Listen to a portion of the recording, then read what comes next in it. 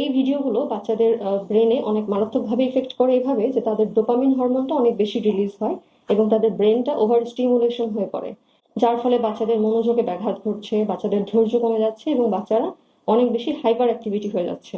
কারণ হোমিওপ্যাথিক মেডিসিনটা নার্ভাস সিস্টেমে কাজ করে, ব্রেন ডেভেলপমেন্টে হেল্প করে। এটা টোটালি সাইড ইফেক্ট ফ্রি একটা ট্রিটমেন্ট।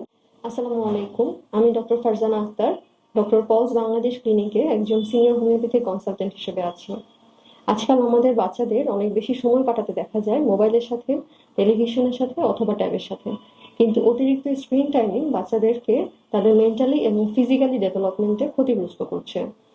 কিভাবে একজন বাচ্চাকে অতিরিক্ত স্ক্রিন টাইমিং ক্ষতিগ্রস্ত তারা হচ্ছে সেটা নিয়ে আজকে আমরা কথা বলবো এবং কিভাবে এর থেকে আমরা বের হয়ে আসতে পারি সে নিয়েও কিছুটা আলোচনা করব। 0 থেকে 5 বছর বয়সের বাচ্চাদের ব্রেন ডেভেলপমেন্ট খুবই দ্রুত হয়। এই সময় আমরা যখন অতিরিক্ত স্ক্রিন দেখাই বাচ্চাদেরকে, তারা মেইনলি স্ক্রিনে কি দেখে?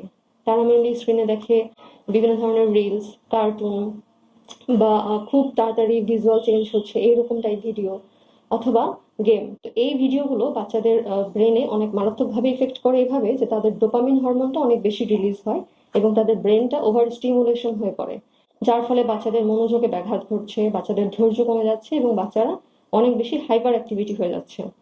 এছাড়াও বাচ্চাদের কর্টিসল হরমোন, যেটাকে আমরা স্ট্রেস হরমোন বলে থাকি, এই হরমোনটাও বাচ্চাদের মধ্যে বেড়ে যাচ্ছে, যার ফলে বাচ্চারা অনেক বেশি ইরিটেবল হয়ে পড়ছে। বাচ্চাদের ইমোশনাল ডেভেলপমেন্টেও কিন্তু এটা অনেক বেশি ইফেক্ট করছে। লাইক বাচ্চারা খুব তাড়াতাড়ি জেদ ধরছে, অনেক বেশি কান্না করছে, অল্পতেই খুব বেশি রেগে যাচ্ছে। এছাড়াও বাচ্চাদের স্পিচ ডিলে হয়ে পড়ছে, কারণ স্ক্রিনে যখন বাচ্চারা দেখে তখন কিন্তু তারা নিজে থেকে কথা বলছে না, শুধু একতরফা দেখেই যাচ্ছে, যার কারণে তাদের কমিউনিকেশনটা ডিলে হয়ে যাচ্ছে, সোশ্যাল কমিউনিকেশন তাদের ডিলে হয়ে যাচ্ছে এবং অন্য বাচ্চাদের তুলনায় তারা পিছিয়ে পড়ছে।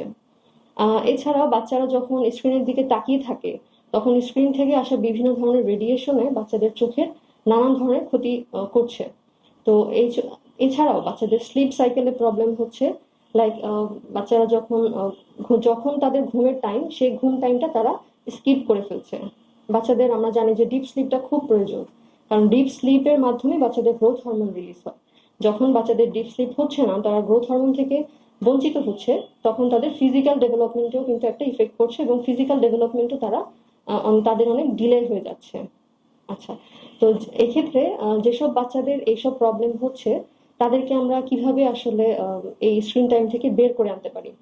এক্ষেত্রে আমাদেরকে অবশ্যই পারিবারিক দিক থেকে বা পরিবারের দিক থেকে অনেক বেশি সচেতন হতে হবে। যেমন আমাদেরকে বাচ্চাদেরকে অনেক বেশি সময় দিতে হবে, তাদের সাথে অনেক বেশি কথা বলা, বই পড়া, কবিতা শোনানো বা আবৃত্তি করে শোনানো, বা হচ্ছে বাচ্চাদেরকে অনেক বেশি আউটডোর গেমিং এর মধ্যে অভ্যস্ত করতে হবে এবং আমাদের নিজেদেরকেও বাচ্চাদের সামনে স্ক্রিন টাইমটা অ্যাভয়েড করতে হবে।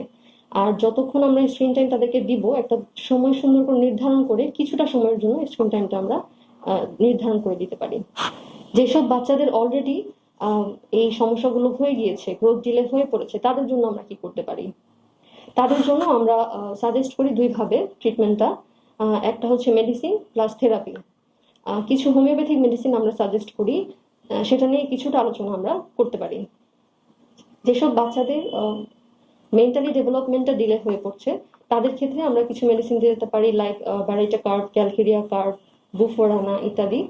এছাড়া যেসব বাচ্চাদের ফিজিক্যাল ডেভেলপমেন্ট ডিলে হয়ে যাচ্ছে সেক্ষেত্রে আমরা ক্যালকেরিয়া ফস, ব্যারাটামিউর, সাইলিশিয়া এইসব মেডিসিন আসতে পারে।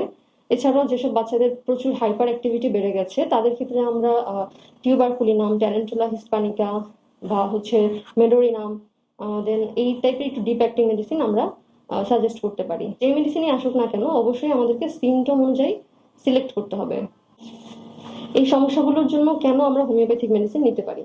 কারণ হোমিওপ্যাথিক মেডিসিনটা নার্ভাস সিস্টেমে কাজ করে, ব্রেন ডেভেলপমেন্টে হেল্প করে। এটা টোটালি সাইড ইফেক্ট ফ্রি একটা ট্রিটমেন্ট।